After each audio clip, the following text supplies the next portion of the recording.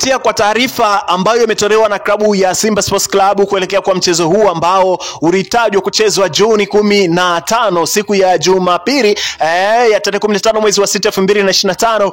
Bana, Simba Sports Club wameweza kukazia juu ya taarifa hiyo ambayo klabu na mamlaka za soka zinazosimamia soka letu la Tanzania waliweza, kwa maana ya bodi ya ligi, waliweza kupanga tarehe mpya ya mchezo wa Kariakoo Derby ambao uliahirishwa siku ya tarehe 8 ya mwezi wa 3, na mchezo huo ukapangiwa tarehe mpya ya tarehe 15 mwezi wa 6, zikiwa zimebaki siku takriban 2 kuelekea kwa mchezo huo. Hakuna maandalizi yoyote ambayo yamefanywa kuelekea kwa mchezo huo. Simba wameliona hilo na wakaona kwamba kuna namna yoyote ambapo mchezo huo huenda ukaahirishwa. Kwa hiyo wao wakaamua kuja na taarifa ambayo inakazia juu ya taarifa hiyo ambayo bodi ya ligi walitoa juu ya mchezo huo kuchezwa siku ya tarehe 15 ya mwezi wa 6, siku ya Jumapili, na wakizungumza endapo kama mchezo huo utaahirishwa, wao hawatashiriki mchezo huo mpaka pale hawatashiriki mchezo huo namba 184 kwa sababu tayari umeshakwisha kupangiwa tarehe nyingine. Ikumbuka kwamba Young Africans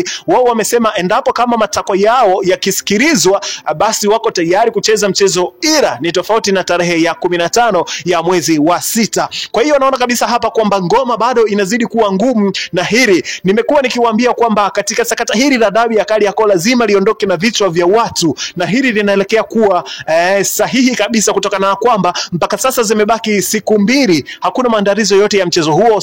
Yanga wameendelea kusimamia msimamo wao kwamba hawatashiriki mchezo huo mpaka pale endapo matako yao yatakaposikilizwa, basi Young Africans watashuka dimbani kuwakabili Simba na watakuwa sehemu ya mchezo huo. Lakini kwa sasa Simba naye ameweza kutoa taarifa ambayo imekuwa na mkanganyiko, na taarifa ambayo imekuwa ni taarifa ya kushtukiza na imekuwa taarifa ya kushangaza, kwa sababu kitu ambacho wanachokilalamikia wao Simba Sports Club ni hicho kitu ambacho alikuwa anakilalamikia Simba, alikuwa anakilalamikia Yanga wakati anatafuta haki yake. Leo hii unakuja kukataa mchezo kwamba usiahirishwe, wakati mchezo mwanzo uliahirishwa kwa sababu yako na kwa kulindwa wewe mwenyewe, ambaye leo hii unakataa mchezo usiahirishwe. Kwa hiyo naona kabisa kwamba hiki kinachoendelea ni kama kinakwenda kukata vichwa vya watu hapo katika bodi ya ligi ama katika mamlaka ambazo zinasimamia mpira wetu wa Tanzania, kwa maana ya TFF.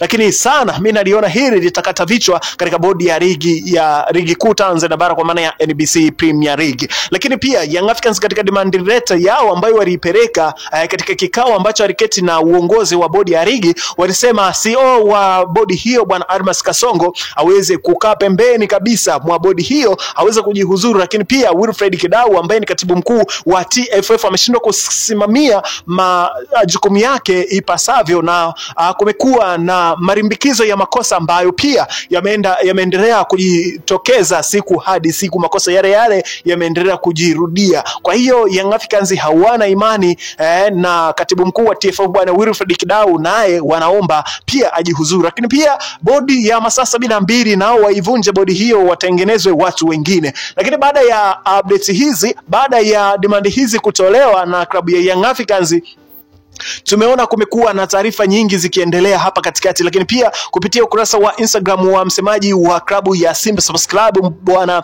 Ahmed Ally, yeye aliweza kusema kwamba Young Africans wanalilia bodi vunjwe na viongozi walioko hapo watoke, ili wawekwe viongozi ambao watakuwa na maslahi ya kuilinda Simba, wa kuilinda Yanga, kwamba uongozi wa klabu ya Young Africans unataka kwamba viongozi waliopo katika bodi wajivue madaraka ama waachie ngazi hizo, ili wawekwe viongozi ambao watakuja kulinda maslahi ya klabu ya Young Africans. Hayo alikuwa anayazungumza Bwana Ahmed Ally, na akasema hawataruhusu jambo hilo liweze kujitokeza kwa sababu viongozi waliopo wanatosha na wanaweza kusimamia mpira wetu wa Tanzania. Lakini kwa upande wa klabu ya Young Africans, wao wanasema hawatashiriki mchezo wowote wa ligi kuu Tanzania bara mpaka pale endapo matakwa yao yatasimamiwa ama yatasikilizwa ya viongozi hao kuachia ngazi na kuvunjwa kwa bodi ya bodi ya masaa 72 ya kamati ya mashindano, ambayo pia wajumbe wake akiwemo ni Steven Mguto pamoja na Almas Kasongo ambaye pia ni wajumbe katika kamati hiyo ya masaa 72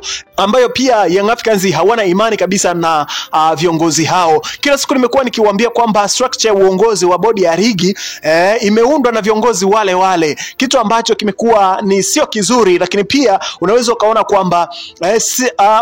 kwamba mwenyekiti wa bodi ya ligi bwana Steven Mguto ni mjumbe wa kamati ya mashindano ya ligi kuu Tanzania bara na championship. Lakini pia CEO wa bodi ya ligi bwana Almas Kasongo naye pia ni mjumbe katika kamati hiyo ya mashindano ya mpira wa miguu Tanzania kwa maana ya ligi kuu. Unaona kabisa kwamba viongozi ambao wako katika structure ya uongozi katika engo hii ni wale ambao wako katika engo fulani, yani kwamba wanasimamia katika bodi ya ligi, lakini hao ndio waliopo katika kamati ya masaa 72 kwa maana ya kamati ya mashindano ya ligi kuu. Unaona kabisa kwamba viongozi hao majukumu ambayo wanayatekeleza huku ni yale ambayo wanahamishia kwa upande wa pili, yani kwamba kitu ambacho wanakiamua katika vikao vyao vya bodi ya ligi ni hivyo ambavyo vinaenda kuamriwa katika kamati ya masaa 72, vitu ambavyo Young Africans wameona kwamba hamna haki ambayo inaweza kutendeka, kwa sababu viongozi ambao wanaamua katika vikao vya bodi ya ligi ni wale ambao wanakwenda kuketi katika kamati ya masaa 72. Kwa hiyo wameona hamna haja ya kuendelea na viongozi hao, ni bora wakavunja kamati hiyo na wakateuliwa viongozi wengine ambao watakuwa nje kabisa ya bodi ya ligi ili kuja kuunda hiyo kamati ya mashindano ambayo itakuwa inaamua makosa ambayo yanajitokeza katika mpira wetu wa miguu wa Tanzania. Lakini kwa hiki kinachoendelea kwa sasa unaweza kuona kabisa kwamba kulia ni kupokezana. Amechoka kulia Young Africans, basi sasa hivi ni wakati wa kulia kwa Simba Sports Club. Je, endapo kama bodi ya ligi wataahirisha mchezo huo wa Jumapili siku ya tarehe 15 mwezi wa 6, Simba Sports Club na msimamo wao kwamba na wao hawatacheza mchezo huo, ni nini kitatokea? Bingwa atapatikana vipi? Bana, majibu yako kwenye comment hapo. Hebu tiririka kwenye comment hapo, alafu tuje tukutane tuzitazame kwa pamoja hizo comment zako ambazo utazishusha hapo. Ni nini unachokiona endapo kama bodi ya ligi wataahirisha mchezo huo kuelekea kwa vuguvugu hili ambalo mpaka sasa bado halijapatiwa ufumbuzi na utatuzi juu ya yale ambayo Young Africans anayahitaji. Lakini zikiwa zimesalia siku 2, hakuna maandalizi yote ya mchezo, hatujui kwamba mchezo utafanyika uwanja gani, hatujui kwamba tiketi zitapatikana katika sehemu gani, hatujui uamuzi wa mchezo huo ni wapi, ni akina nani ambao mpaka sasa bado hawajatangazwa katika uongozi wa bodi ya ligi. Kwa hiyo ni dhahiri shari kwamba sioni kama mchezo huu wa dabi ya Kariakoo kiwepo, kutokana na kwamba mpaka sasa hakuna kinachoendelea, hakuna maandalizi yoyote katika mchezo huu. Bana, kuna vuguvugu kubwa pia linaloendelea chini kwa chini. Huenda pia viongozi wa bodi ya ligi wakajihuzuru kutokana na yale ambayo yanatajwa kuwa wameshakubaliana na matakwa ya klabu ya Young Africans. Baadhi ya viongozi wameshakwisha kuonyesha nia ya kujihudhuru, kuachia ngazi katika mamlaka na nafasi ambazo wanazishikilia katika bodi ya ligi.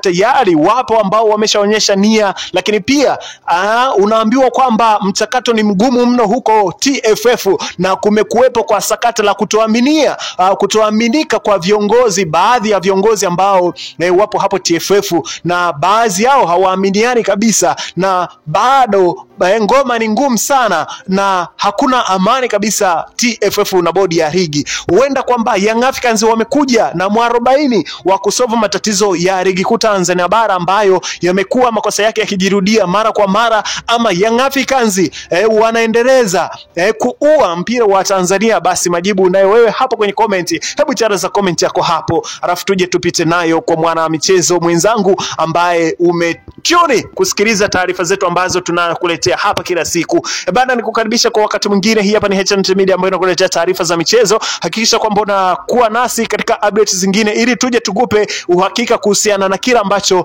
kinaendelea huko bodi ya ligi na pamoja na TFF, ambao baadhi yao wanatajwa kujihuzuru na kuachia nafasi katika mamlaka hizo na nafasi zao ambazo wanaziongoza katika mpira wetu wa Tanzania kwa maana ya TFF. Bana, ngoma ni ngumu mno. Endelea kubaki nasi tukuletee taarifa zaidi na zaidi.